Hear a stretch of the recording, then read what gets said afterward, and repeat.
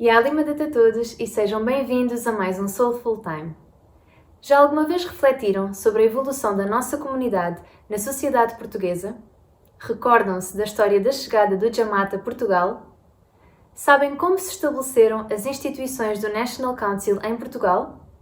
Ou ainda, como se deu o estabelecimento do CID do Imamat Ismaili no nosso país? Hoje, teremos connosco o representante diplomático do Imamat Ismaili, Nazim Ahmad, que nos irá falar sobre estes e muitos outros temas relativos à nossa história enquanto Ismailis em Portugal. Vamos ouvi-lo?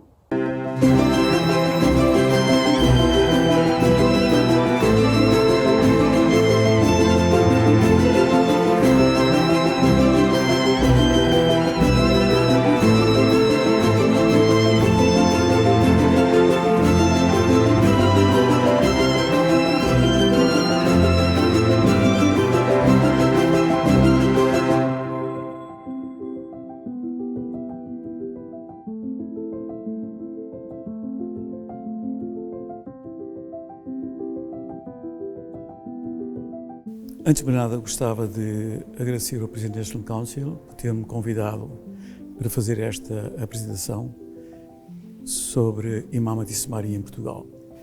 Fazemos aqui uma história sobre a vinda do Jamaat para Portugal, desde o início dos finais de 70.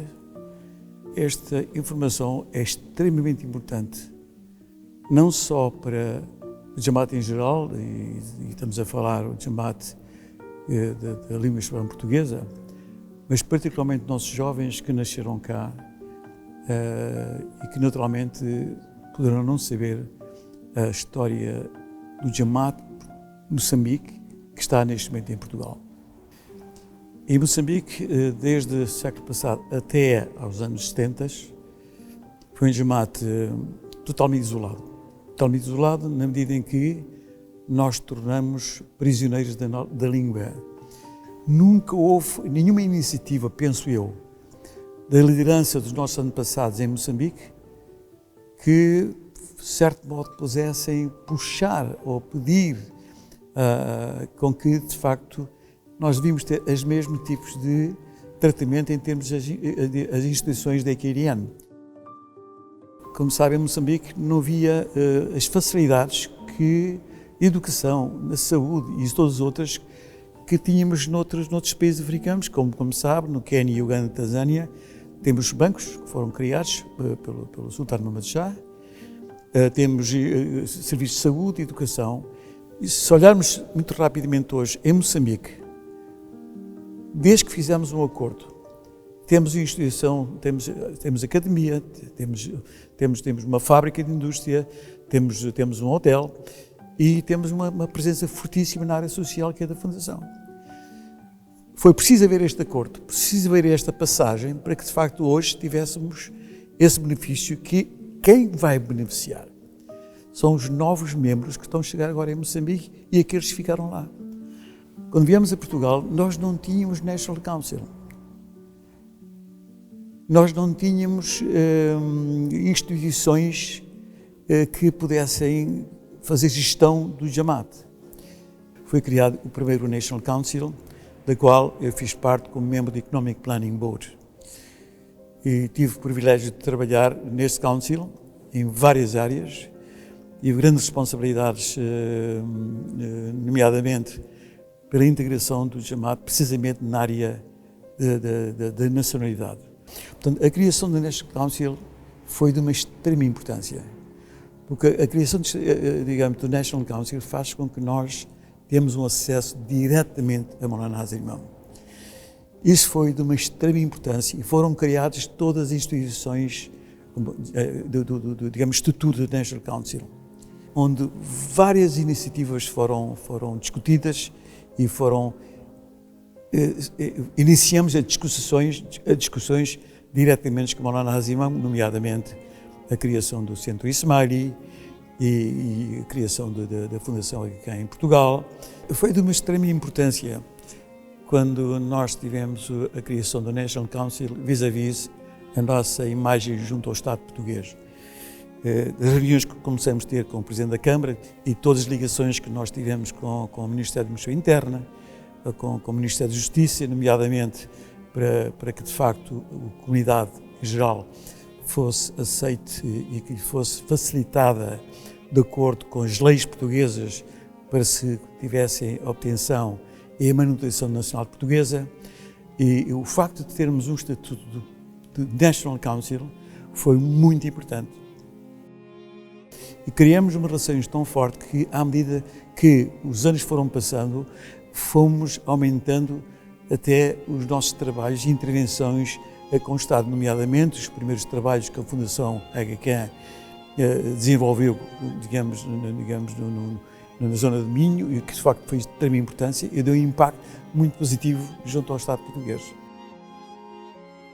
Para falar do Imam Ahmad, eu tenho que começar a falar nos anos 90.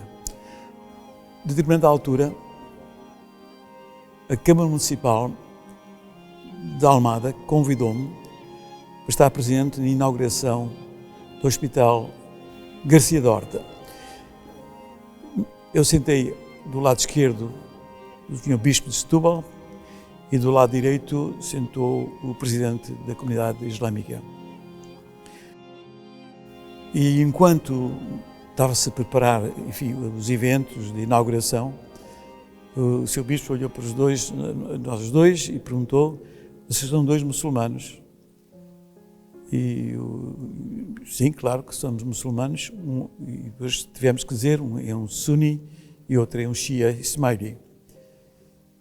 Ele ficou muito curioso, como é que, mas há dois muçulmanos, e eu gostava de saber sobre, digamos, a diferença entre Shia e Sunni.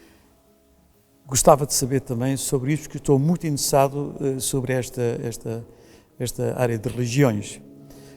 Passado uns meses, fui ao Setúbal e falei com ele e falei sobre a nossa estrutura. Falei sobre como é que Ismaili Imamate, a good governance da comunidade, quem é Maulana Hazir Imam, quais são as instituições que regem, digamos, a rede de campo de desenvolvimento, como é que funcionam, portanto, chamado Rites and Rituals, que é os rituais que nós temos nas nossas missas, como é que elas funcionam não só aqui em Portugal, mas em todo o mundo. Temos instituições de caridade, como a Igreja Católica tem, e na área social nós temos também instituições que é Income Generation, portanto, que criam os fundos. E ele, depois de me ouvir, disse que você já viu a diferença entre a Igreja Católica e a comunidade Ismaili? E ele então explicou a estrutura da Igreja. E ele, depois de explicar, ele disse: sabe porquê que eu estou-lhe a explicar isso? Vocês podem ser fortes candidatos para ter um acordo tipo concordata com o Estado português. Vocês já pensaram nisso? E ele disse que, olha, eu vou-lhe dar a concordata. Lê a concordata, veja, e fale com o seu chefe, seu líder, e diga-lhe que devia pensar fazer um acordo religioso. Passaram-se 5 ou 6 meses, eu tenho o privilégio novamente de encontrar-me com ele no Parlamento. E ele olhou para mim: você venha cá aqui falar comigo. Então, como é que ficamos? Sabe que agora já sei muito mais sobre a vossa comunidade. Espero que você já tenha falado com o seu chefe. Eu disse que eu vou-lhe ser muito franco. Eu rigorosamente não fiz nada. Não lhe posso mentir de modo algum. E ele disse: olha, eu sugiro que faça, porque se não fizer, quem vai fazer sou eu. Preparei logo um documento e de imediato faço chegar uma pequena nota a Maulana Hazir Imam. Logo se recebe uma comunicação do Secretariado de Sua Alteza para ir ter com Hazir Imam em Aguelmont. Eu chego, quando tenho a primeira reunião, quando explico em que contexto que isto passou, e ele foi teve uma reação extraordinária. Primeiro, teve uma reação muito positiva. Vindo uma proposta de uma Igreja Católica, vindo uma proposta de um país maioritariamente católico, que nós devemos assinar um acordo tão importante como concordata, num país soberano, europeu, Portugal. Isto é único. E Azimão me disse que nós temos que ter uma estratégia e nós temos que fazer aqui um roadmap. Durante 1 hora, ele deu-me guidelines sobre Portugal e disse que o que era importante para o Jamaat português, para o Imamat e para o Imam Portugal, desde aquela data até onde chegamos, as negociações foram à volta de 20 e tal anos. E a estratégia foi muito clara, definida por ele. Criação da Fundação HK em Portugal. Criação do Centro Issa Maria em Portugal. Criação da Focus Europa em Portugal.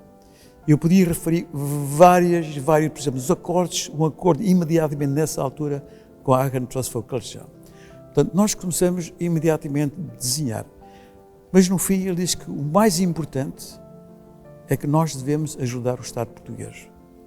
E como é que nós podemos ajudar o português? Em que áreas que nós devemos trabalhar em conjunto?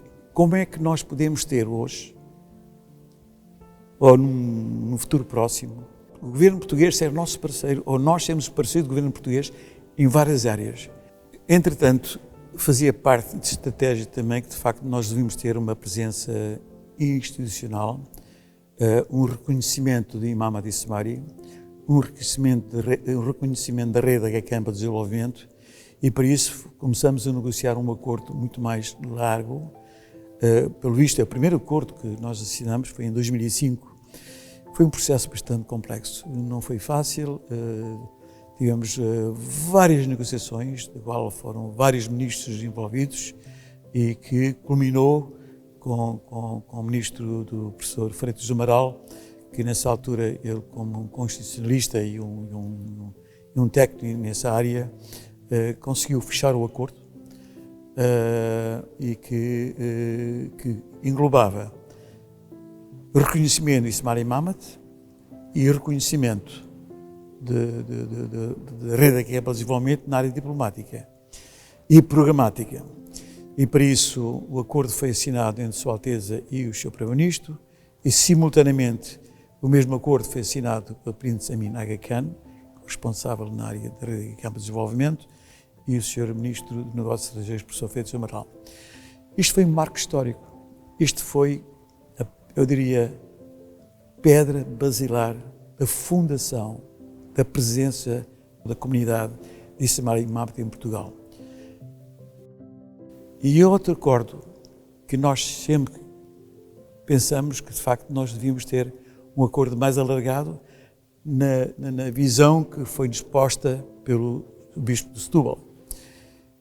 E nessa perspectiva, nós começamos, de certo modo, a conversar, pelo menos com o mesmo grupo de trabalho, para que, de facto, como é que nós podíamos ter este acordo, que podia ser muito importante, e achámos que é importante, e que nós hoje chegamos a acordo que foi importante, para o Estado português e para o Imamat. E houve aqui uma grande necessidade, que a Igreja Católica também nos desse o seu apadrinhamento, o seu blessing. Ou fui aconselhado pelo meu time de trabalho que devia falar com o Cardeal Patriarca Dom Policarpo, que na altura recentemente tinha sido também nomeado. Sua Alteza está a vir para Portugal e eu achei que talvez não fosse má ideia, e se Sua Eminência, o Sr. Cardeal, se entendesse, eu podia organizar um encontro e ele, Sua Alteza, virá cá falar consigo, ou arranjamos um que eu acho que seria de uma extrema importância. Ele mandou uma grande gargalhada e olhou com aqueles olhos simpáticos dele e disse-me: olha, está aceito. Diga a Sua Alteza que eu não o conheço pessoalmente, mas sei o que é que ele defende na área além de outras áreas, na cultura. Eu sou um grande simpatizante dele. E tenho muito gosto em ter com ele. Ele não precisa vir ter comigo. Eu fui nessa altura que houve o primeiro encontro que teve aqui no Centro Issa Maria e que nesse encontro nasceu um acordo entre a Fundação e o Patriarcado de Lisboa. Esse acordo foi assinado na presença da Sua Alteza e Sr. Cardeal, precisamente na residência oficial do Cardeal Patriarca de Lisboa. Além disso, tive que falar também com todos os parlamentares, porque um acordo deste, que ia para um parlamento em discussão, aos 230 parlamentares, eu não sabia até que ponto que os parlamentares iam entender o que é a comunidade Shia e Somali e que a comunidade Sunni, porque nós somos irmãos, o que é que este acordo poderá representar. Era muito importante o Parlamento perceber que este acordo, quando for votado, eles antecipadamente recebem a documentação toda e cada um deles vai fazer a sua interpretação. E foi interessante que eu, no Parlamento, devo ter falado de mais que 200 membros parlamentares. A importância desse acordo para Portugal. A importância do acordo para a comunidade Issemari. Quais são os benefícios que, eventualmente, poderá ter para o governo português e para o Imam Ahmad. E foi interessante que isto demorou praticamente 14 meses para poder conseguir obter informações e opiniões claras e transparentes. Foi interessante de alguns partidos dizerem que, de facto, é muito importante ir a ver este tipo de acordo, porque até agora, acordos como esse em Portugal, só existe a Igreja Católica e a Concordata. É muito importante o Estado português ter um outro acordo da mesma natureza. Portanto, a interpretação que alguns partidos e os parlamentares tiveram foi tudo muito positivo. E tanto é que falavam também que isto vai criar uma posição exterior de uma pluralidade que Portugal sempre defendeu. Fiquei muito surpreendido, de facto, não houve um membro parlamentar que dissesse que não. Quando o acordo é discutido no Parlamento, unanimemente o acordo é aprovado. Ele é aprovado no Conselho de Ministros, é aprovado na Comissão do Ministério dos Negócios Estrangeiros unanimemente e é aprovado no Parlamento. Foi um dos momentos históricos para mim, foi um trabalho, tive uma equipe por trás, os presidentes do National Council, os membros do Council, o meu staff direto e os próprios advogados. O acordo de sede foi interessante na medida que eu fui convidado pelo Primeiro-Ministro Harper do Canadá para assistir uma cerimónia no Parlamento em Ottawa, que Sua Alteza ia ser o key speaker e que todos os líderes mundiais foram convidados e representantes diplomáticos, onde eu fui também e tive o privilégio de estar presente. Quando as cerimónias e todos os eventos acabaram em Ottawa, eu tive que voar para Toronto para se juntar à comitiva do professor Cavaco Silva. E quando chego ao hotel, com um grande espanto, vejo, digamos, Sua Alteza com o Primeiro-Ministro Harper a chegar ao mesmo hotel, onde estava o professor Cavaco Silva, o nosso presidente.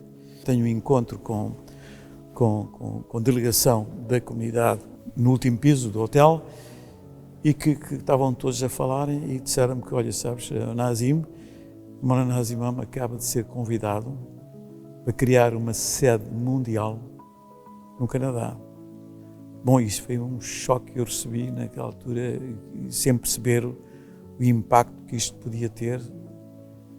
Eu chego a Lisboa, e quando chego a Lisboa, nós temos uma comissão mista. Na comissão mista, nessa altura, quem estava na presidência da parte do governo era o professor Adriano Moreira, com quem eu partilhei e disse, olha, eu acabo de vir de Canadá, apesar deste todo o trabalho que estamos a desenvolver, que já desenvolvemos aqui em Portugal, mas nós vamos ter que, se calhar a Sua Alteza vai ter a sede mundial no Canadá. 2 dias depois, nós os dois vamos ao Cavaco Silva e explico, e ele disse que depois de nós termos esses acordos de estudos religiosos, temos vocês agora vão tirar a sede para Canadá. E eu tive informar a Sua Alteza em que contexto que esta conversa chegou ao mais alto nível, digamos, do governo português. Ele estava não teve qualquer reação negativa, que sim senhora, que bem, somos Estado português, veio e de facto houve um pedido unânime. De facto ele devia trazer cá para Portugal a sede mundial. E gostava de realçar que as negociações tiveram menos de 13 meses, chegamos a um acordo e foi aprovado. Portanto, não houve aqui qualquer dificuldade em que o acordo fosse para o Parlamento e, mais uma vez, ele é aprovado na unanimidade. Portanto, isto foi outro marco histórico para Imam Mahdi e, desde aí, a nossa presença tornou-se muito mais visível. Eu gostava de fazer aqui alguma referência muito importante, um agradecimento e enfim, sem poder dizer muito mais, todos os políticos deste país dos últimos 20 anos.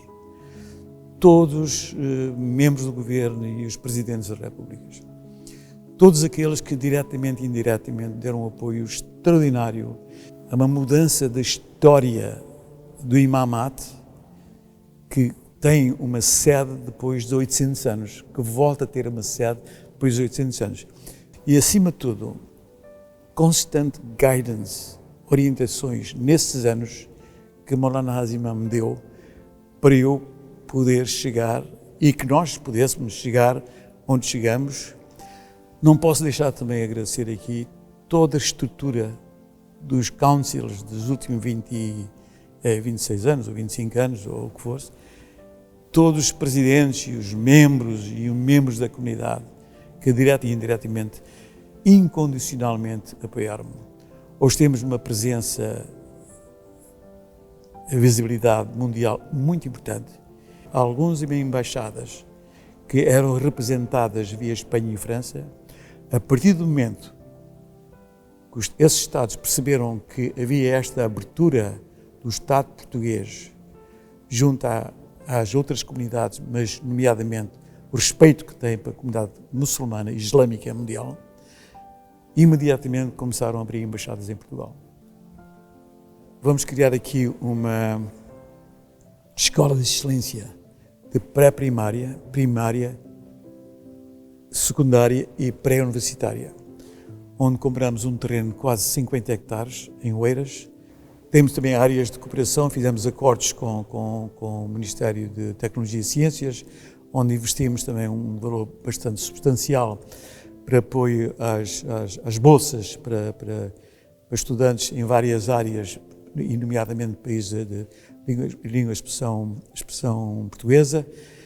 Temos vários trabalhos feitos na área da cultura e neste momento nós estamos a trabalhar precisamente em várias áreas para podermos, de certo modo, aumentar a nossa participação na ação social, não só na área da cultura, na área de economia e várias outras áreas. E por isso eu digo que o meu trabalho não acabou. Eu tenho que continuar a servir ao meu imam e ao meu país, que é Portugal.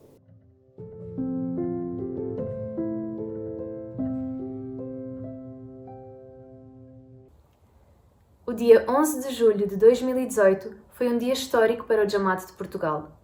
Não só por termos sido abençoados com o darbar de Maulana Hazar Imam na ocasião do encerramento do seu Diamond Jubilee, mas também pela designação do Palacete Henrique Mendonça, localizado em Lisboa, como o Divan do Imam Ismaili. Nesta ocasião, Maulana Hazar Imam afirmou, início de citação, o estabelecimento do CIT em Portugal proporcionará também uma plataforma para melhorar as relações internacionais e levá-las para novas direções. Hoje, quero reconhecer o trabalho diligente de todos os murides que, ao longo dos anos, têm contribuído para o processo que resultou neste acordo histórico com Portugal. É a minha esperança que o meu Jamaat partilhe da minha felicidade pela realização deste marco importante que, creio, irá reforçar a capacidade do Imamate para cumprir o seu mandato de garantir a segurança, proteção e qualidade de vida do Jamaat. Fim de citação. Foi realmente muito interessante ouvir como foi a evolução e o estabelecimento da nossa comunidade em Portugal e ainda relembrar momentos históricos que já vivemos. E por falar em momentos históricos, este domingo celebramos o Navroz. Quem diria que haveríamos de celebrar mais um Navroz em casa. Mas não estamos sozinhos. Temos o privilégio de celebrar este momento virtualmente como um Jamaat. Por isso, convidamos todos a juntarem-se ao Jamaat Global no Day Smiley TV durante este fim de semana. Haverão programas para todas as idades. Contaremos com programas de entretenimento, comédia, histórias, músicas e ainda mensagens especiais da nossa liderança. Para o Jamaat de Portugal, teremos ainda a festa virtual do Talim, que terá lugar amanhã, dia 20 de março, ao meio-dia, através do Zoom. As restantes atividades semanais continuarão a decorrer normalmente. Para mais informações, consulte a newsletter desta semana, onde também poderá encontrar mais informações relativamente à programação do Navroz. Por último, em nome das instituições da jurisdição portuguesa, desejamos a todo o Jamaat que neste novo ciclo se renova a fé e a esperança. Navroz Mubarak.